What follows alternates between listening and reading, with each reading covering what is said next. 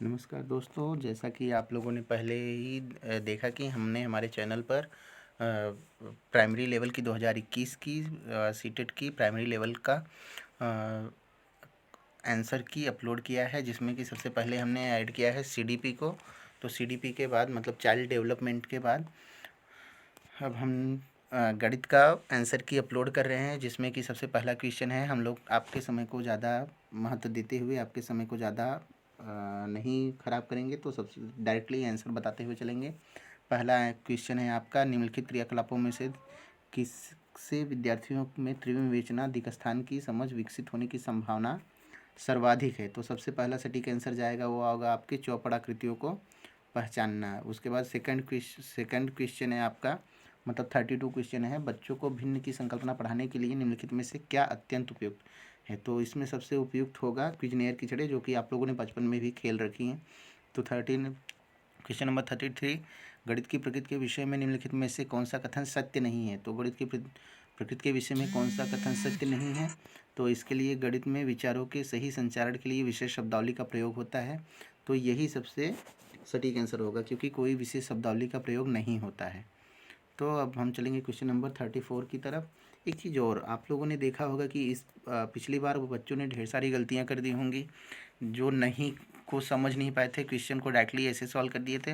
इसलिए सीबीएसई ने इस बार यहाँ पे नहीं के नीचे अंडरलाइन कर दिया है। अब हम चलते हैं क्वेश्चन नंबर 34 की तरफ। शुद्ध कथन को पहचानिए। किसी आकृति का आकार उसके परिमाप का निर्धारण करता है।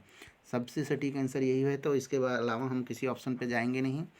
तो अब हम चलेंगे क्वेश्चन नंबर 35 की तरफ। निम्नलिखित कथनों में से संख्या 3 का प्रयोग क्रमसूचक भाव में हुआ है, कौन सी ऑप्शन में हुआ है। तो इसका ऑप्शन नंबर सेकंड हो जाएगा, मैं इस इमारत की तीसरी मंजिल पर रहता हूँ। तो इसके साथ में हम चलते हैं क्वेश्चन नंबर 36 पर। प्राथमिक स्तर पर त्रिभुजों की अवधारणा का परिचय देने के संबंध में शुद्ध कथन को पहचानिए। बच्चों के समझ सभी प्रकार के त्रिभुज व अन्य आकृतियाँ भी प्रस्तुत करनी चाहिए। यही है ऑप्शन नंबर फर्स्ट, और ऑप्शन नंबर फर्स्ट ही आपका है सही आंसर। इसके साथ में क्वेश्चन नंबर 37 की तरफ चलते हैं। गणितीय पाठ्यक्रम के संबंध में शुद्ध कथन को पहचानिए। तो गणितीय पाठ्यक्रम के संबंध में शुद्ध कथन है इसमें ऑप्शन नंबर सेकंड, बीजगणितीय विचारों की नींव प्राथमिक स्तर पर डाली जा सकती है। इसके साथ में हम चलते हैं क्वेश्चन नंबर 38, 5 क्रमागत संख्याओं का योग 20 है, प्रथम 3 क्रमागत संख्याओं का योग क्या होगा।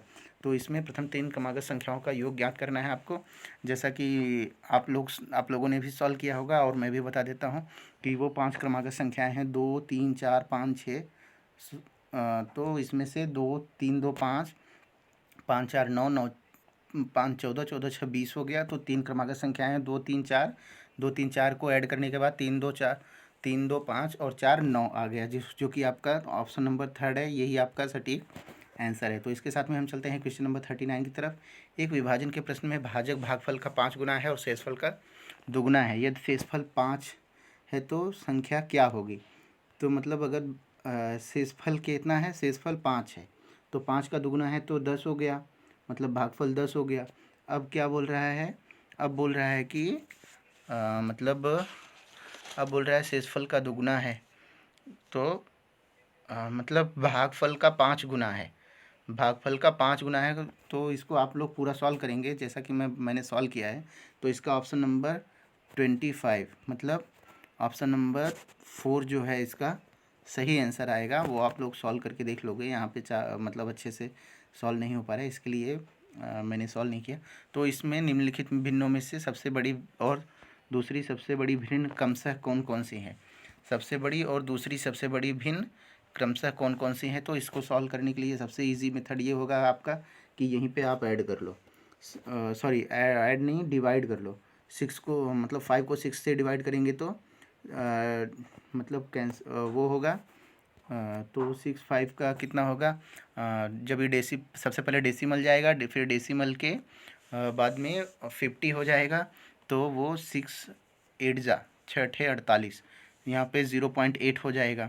उसके बाद इसमें चलते हैं हम, वहाँ पे हमको 0.8 मिल गया। फिर यहाँ पे हमको 4 से 3 सबसाइड डिवाइड नहीं होगा, तो डेसिमल लेंगे। उसके बाद ये 30 हो जाएगा, तो 4 7 जा 28, मतलब उसमें 0.8, इसमें 0.7। अब यहाँ पे चलते हैं वो 1/2 में, तो 1/2 में जो है वो 2 5 जा 10 होगा, मतलब 0.5 होगा। अब 2/3 में चलते हैं, तो 2/3 में क्या हो जाएगा, 2/3 में हमारा हो जाएगा, एक सेकंड, आ गया। 2/3 में हमारा हो जाएगा, ये 20 हो जाएगा, तो 3 छक 18, मतलब 0.6 हो जाएगा। और ये 30 हो जाएगा, 5 छक 30, मतलब इसमें भी 0.6। तो सबसे सटीक आंसर आपका जो जाएगा वो होगा 5/6 और 3/4। तो हम देखेंगे कौन से ऑप्शन में है, तो ऑप्शन नंबर सेकंड में है, 5/6 और 3/4, जो कि आपका सबसे सटीक आंसर होगा।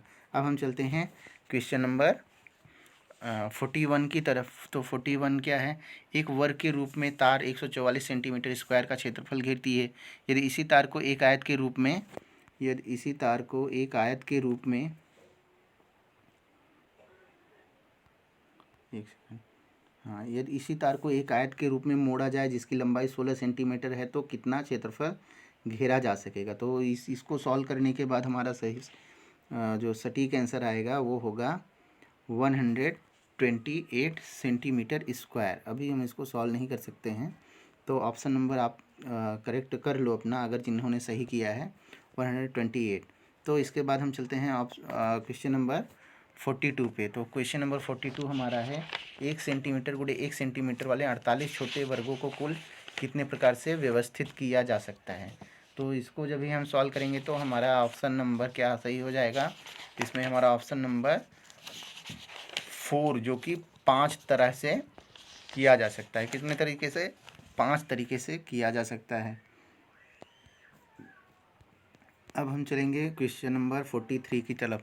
विद्यालय की सभा में एक कक्षा के विद्यार्थी एक पंक्ति में खड़े हैं, दोनों सिरों से रूही का 19वां स्थान है। उस कक्षा में कुल कितने छात्र उपस्थित हैं। तो इसको सॉल्व करने के लिए हम क्या करेंगे, सबसे पहले यहाँ पे 19 लिख दिया, तो लेफ़्ट साइड से 18 नंबर के बाद 19 आएगा, और राइट साइड से भी 18 नंबर के बाद ही 19 आएगा, जो कि मतलब 18 नंबर के बाद 19 आ रहा है। तो 18 इस साइड 18 इस साइड कितने हो गए, 18 दूना 36, और एक जो 19वां है वो कुल मिला के कितने हो गए, 37। तो 18 दूना 36, एक 37। तो ऑप्शन नंबर थर्ड आपका सबसे सही आंसर हो गया। तो इसके साथ में हम चलते हैं क्वेश्चन नंबर 44 की तरफ। अस्मिता विद्यालय की गोष्ठी में 8:30 AM से 15 मिनट पहले पहुंचती है, मतलब 8:15 बजे पहुंचती है। वह अपने सहकर्मी से आधा घंटा लेट पहुंची, मतलब वो अपने सहकर्मी से आधा घंटे लेट पहुंची, सॉरी आधा घंटे पहले पहुंची है। मतलब अगर वो 8:30 से मतलब 8:15 बजे पहुंची है, तो उसका सहकर्मी कितने बजे पहुंचा है, 8:45 पर, जो कि गोष्ठी के लिए 40 मिनट की देरी से पहुंचा है। मतलब अगर वो 8:45 पे पहुंचा है तो गोष्ठी के लिए 40 मिनट की देरी से पहुंचा है। तो गोष्ठी का निर्धारित समय क्या है, अगर 8:45 पे पहुंचने पे 40 मिनट देर हो रहा है, तो गोष्ठी का निर्धारित टाइम क्या होगा, उसमें से 40 मिनट घटा देंगे 8:45 में, तो 8:05 AM हो जाएगा, जो कि आपका ऑप्शन नंबर फर्स्ट ही सबसे सटीक आंसर हो जाएगा।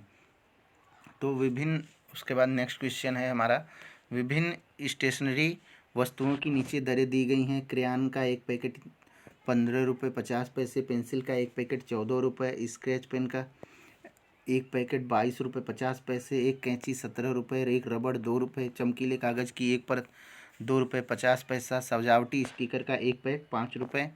तो इस प्रकार सोहेल ने एक पैकेट क्रेयॉन, 2 पैकेट पेंसिल, एक पैकेट स्केच पेन, एक कैंची, चमकीले कागज़ की 5 सीटें और एक पैकेट सजावटी स्टिकर खरीदे। उसको कितना भुगतान करना होगा। तो आपको कुछ नहीं करना है, खाली सोहेल ने जो जो खरीदे हैं उनके दाम उनके सामने लिखते जाना है। जो 2 पैकेटें हैं वहाँ पे 2 से मल्टीप्लाई करके दाम लिखेंगे।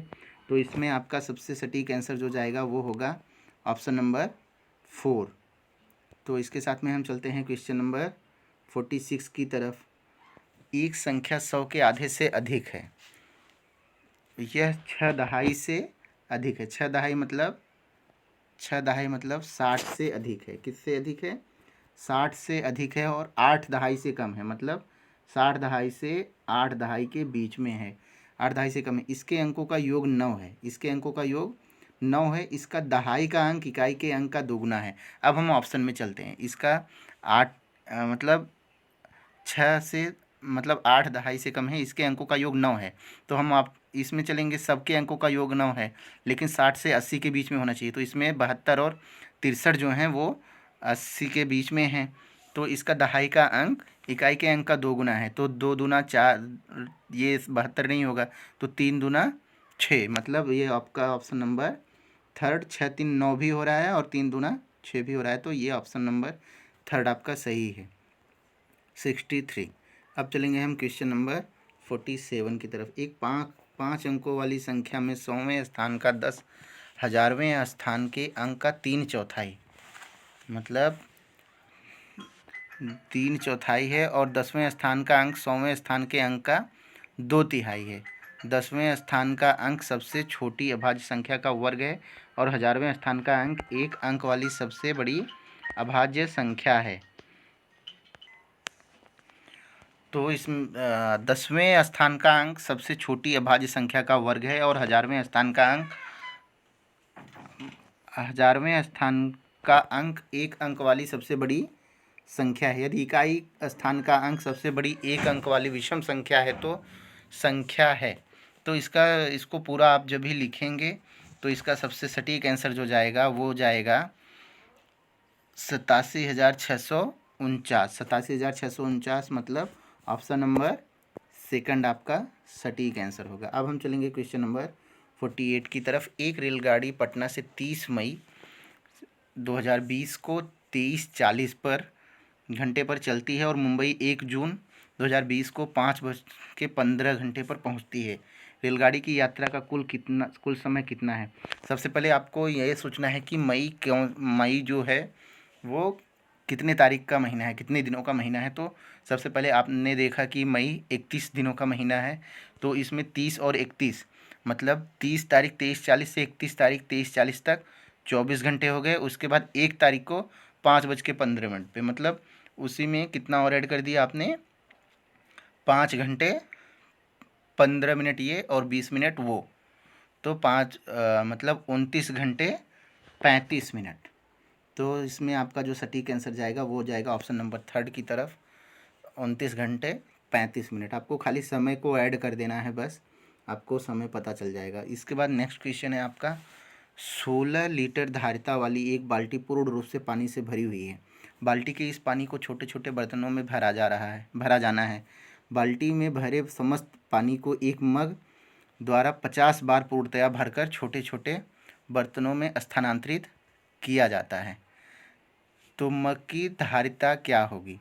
तो मग की धारिता ज्ञात करने के लिए हम क्या करेंगे, 50 बार पूर्णतया भरा जाता है, तो इसमें आपको ज़्यादा कुछ नहीं करना है, ऑप्शन से ही सॉल्व करना है। सबसे पहले ऑप्शन से सॉल्व करो कि 16 लीटर मतलब 16,000 ml हो गया। अब 16,000 ml को किससे डिवाइड करेंगे कि वो, मतलब 16,000 ml को किससे डिवाइड करेंगे इन चारों ऑप्शनों में से कि 50 आ जाएगा। तो इसमें जो सबसे सटीक ऑप्शन आपका जाएगा वो होगा ऑप्शन नंबर फर्स्ट। इसको आप लोगों को ऑप्शन से ही सॉल्व करना है, अगर आप अपने मन से सॉल्व करने जाएंगे तो बहुत ज़्यादा टाइम जाएगा। अब इसके साथ में हम चलते हैं क्वेश्चन नंबर 50 की तरफ। 17,863 पाने के लिए 8,008, 8,088 और 8,808 के योग में से क्या घटाना होगा? तो सब वेरी इजी क्वेश्चन आप लोगों को भी पता है, तो इसका खाली मैं ऑप्शन ही बता देता हूँ कि कौन सा सबसे सटीक ऑप्शन है। तो ऑप्शन नंबर 4 सबसे सटीक ऑप्शन है, क्योंकि आपको भी पता है इसमें खाली क्या करना है, इन सबको ऐड करना है और उसके बाद इसको घटा देना है, तो आपको ऑप्शन मिल जाएगा। अब चलते हैं नेक्स्ट क्वेश्चन की तरफ। नेक्स्ट क्वेश्चन जो है वो है, निम्नलिखित तालिका मारिया और शहनाज द्वारा 100 में से प्राप्त 5 विषयों के अंक दर्शाती है। 100 में से प्राप्त 5 विषयों के अंक दर्शाती है। तो ऊपर दी गई तालिका, मतलब इसमें दिया गया है कि अंग्रेजी में मारिया को इतने अंक मिले, शहनाज को इतने मिले, गणित में मारिया को 88, शहनाज को 78, सामाजिक विज्ञान में 65, शहनाज को 77, हिंदी में मारिया को 73, शहनाज को 72, विज्ञान में मारिया को 90 और शहनाज को 82 नंबर मिले। तो ऊपर दी गई तालिका के आधार पर निम्नलिखित में से सही कथन कौन सा है? मारिया और शहनाज के कुल प्राप्तांक समान हैं। सबसे पहले आप ये ऐड करेंगे और अगर देख लेते हैं कि दोनों समान हैं तो सबसे सही सटीक ऑप्शन आपका यही हो रहा है। मेरे हिसाब से सबसे सटीक ऑप्शन यही है, तो ऑप्शन नंबर फर्स्ट आपका सही आंसर होगा। बाकी सारे ऑप्शन को हम देखते नहीं हैं। तो नेक्स्ट क्वेश्चन है आपका, एक टैक्सी का मीटर पहले 2 किलोमीटर की यात्रा के लिए 50 का भाड़ा दिखाता है, मतलब पहले 2 किलोमीटर चलने के लिए 50 रुपये का भाड़ा दिखाता है और उसके बाद प्रति किलोमीटर की यात्रा के लिए 16 का भाड़ा ₹16 का भाड़ा दिखाता है। संजू ने अपने घर से रेलवे स्टेशन तक की यात्रा के लिए 258 किराया दिया। उसके घर से रेलवे स्टेशन की दूरी कितनी है? इसको भी आप सबसे पहले किससे ऐड करेंगे, मतलब किससे चेक करेंगे? इसको भी हम उससे चेक करेंगे, किससे? ऑप्शन से ही चेक करेंगे, क्योंकि हम देखते हैं कि ऑप्शन में किस में कितना ऐड करने पे क्या आ रहा है। क्योंकि पहले 2 किलोमीटर को हम हटा देते हैं, क्योंकि पहले 2 किलोमीटर का भाड़ा 50 रुपये है, तो हम उसके बाद से ही 16 में कितने का मल्टीप्लिकेशन करेंगे कि यहाँ पे इसमें से भी 258 में से भी 50 निकाल देते हैं, 208 आ जाएगा। तो हम 13 में 16 का मल्टीप्लिकेशन करते हैं तो 208 आ जाता है, और उसमें 2 किलोमीटर पहले जो है वो ऐड करने पे 258 आ रहा है। तो इसमें सबसे सटीक ऑप्शन आपका क्या हो जाएगा? Option number 4, 15 kilometre. समझ में आया सबको? गुड। तो इसके बाद हम क्वेश्चन नंबर 53 की तरफ चलते हैं। गणित की कक्षा में अध्यापक ने निम्नलिखित में से कुछ प्रश्न प्रस्तुत किए। एक आयत का क्षेत्रफल है जिसकी एक भुजा 5 सेंटीमीटर और परिमाप 30 सेंटीमीटर है। उन संख्याओं का समुच्चय ज्ञात कीजिए जिनका माध्य 4 है। 0 से 8 के मध्य सभी अभाज्य संख्याओं की सूची बनाइए। आयतों के बारे में आपको जो भी गणितीय जानकारी है मुझे बताइए। तो इसका सबसे सटीक आंसर जो होगा वो होगा ए व सी बंद सिरे वाले हैं, जबकि बी व डी मुक्त सिरे वाले हैं। ए व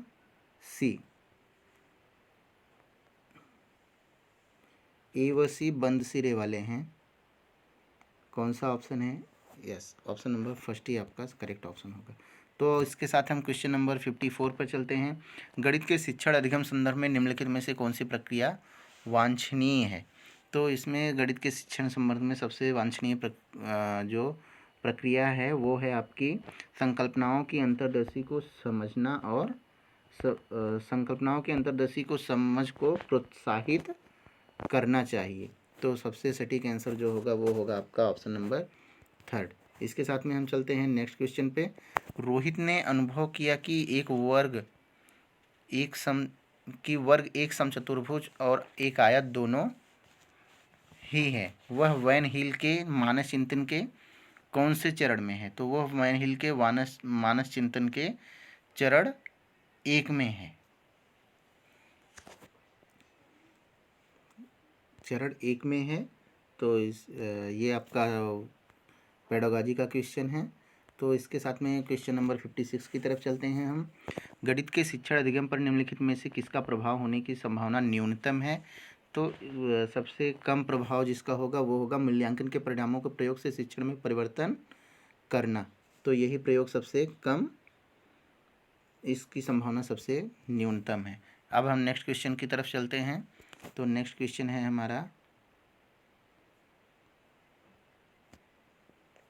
एक सेकेंड, यस 56 हो गया था, 57 की तरफ चलते हैं। गणित के शिक्षण अधिगम के विषय में निम्नलिखित में से कौन सा कथन सत्य नहीं है? ये देखिए यहाँ पे भी CBSE ने बहुत अच्छा काम किया है, यहाँ पे नहीं लगा दिया है। तो कौन सा नहीं है? तो इसके लिए गणितीय ज्ञान की रचना में संस्कृत और संदर्भों की कोई भूमिका नहीं है। तो नहीं है ये, इसके लिए यही सबसे सटीक। आप लोग हमेशा ये चीज़ नोटिस करेंगे, केयर की भी करना है कि अगर क्वेश्चन में नहीं पूछा है तो निगेटिव वाले ही ऑप्शन पे आपको क्लिक करना है। ये आपका ट्रिक होना चाहिए हमेशा। अभी आपका क्वेश्चन नंबर 58 है। किन्हीं दो पूर्ण संख्याओं का योग एक पूर्ण संख्या होता है। पूर्ण संख्याओं के इस गुण को इस प्रकार उल्लेखित किया जा सकता है। किस प्रकार उल्लेखित किया जा सकता है?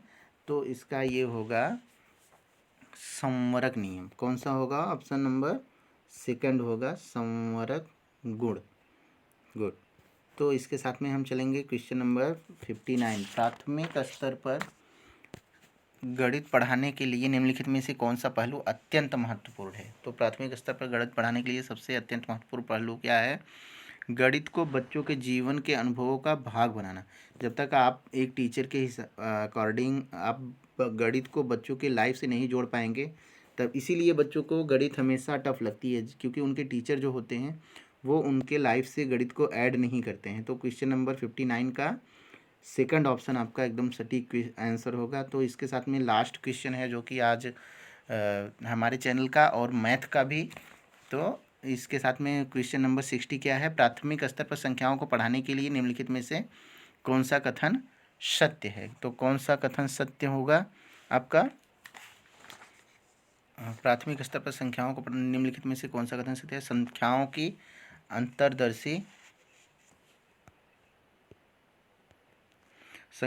अंतर्दर्शी समझ को प्रोत्साहित किया जाना चाहिए, संख्याओं को लिखना अनुक्रम में पढ़ाना चाहिए, गणना से पहले संख्याओं को संख्यांक रूप में लिखना चाहिए, संख्याओं में अनुक्रम असंगत को प्रोत्साहित करना चाहिए। तो इसमें से सबसे सटीक आंसर जो होगा वो होगा आपका संख्याओं को की अंतर्दर्शी समझ को प्रोत्साहित किया जाना चाहिए, संख्याओं को लिखना अनुक्रम में पढ़ाना चाहिए। तो ऑप्शन नंबर ए बी कौन से हैं, और तो ऑप्शन नंबर ए बी जो है वो आपके सेकंड ऑप्शन में है। तो यही आपका सबसे सटीक आंसर होगा। इसके साथ में मैं आप लोगों से विदा लेना चाहूँगा दोस्तों। तो जय हिंद, जय भारत।